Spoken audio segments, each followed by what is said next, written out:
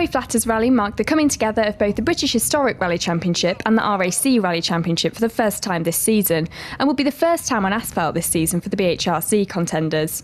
As usual, Epping lives up to its reputation, with a number of the championship contenders from both series retiring throughout the event's 5 long stages, including early leader Jason Pritchard, who went out with engine problems on stage 2. This left Neil Williams to take the lead on the second stage of the day, second to Pritchard last year on the event, so this year was looking good for the win. Rob Smith makes his first appearance this season, with good times putting him close to the top of the results. Sadly, on stage 3 it would all go wrong when he rolls the car out of the event. That meant that by the midway point, the lead in the RAC Championship battle would belong to Guy Woodcock. His first outing since the Isle of Man last year, just like a few others, but the pace was there now.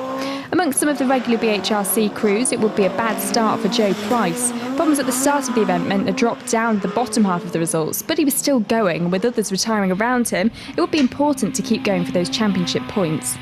There will be better news for Paul Barrett, his first time on these stages, and things were going well, lying third in the points at the midpoint in the day. Simon Tyso would be the early leader for Category 2, and by the midpoint had climbed up into the top of the overall results too, with second in the championship crews. It would be a battle he had a good lead of due to the loss of his regular rival and previous category winner Stanley Orr, retiring on stage 1 with electrical problems. In Category 1, Bob Gibbons returns to good form after problems on the previous round, taking the lead there from the early stage. The category would also add to the increasing retirements list early on, with the loss of Phil Harris in the Mini. Engine problems for him would force retirement after the opening stage.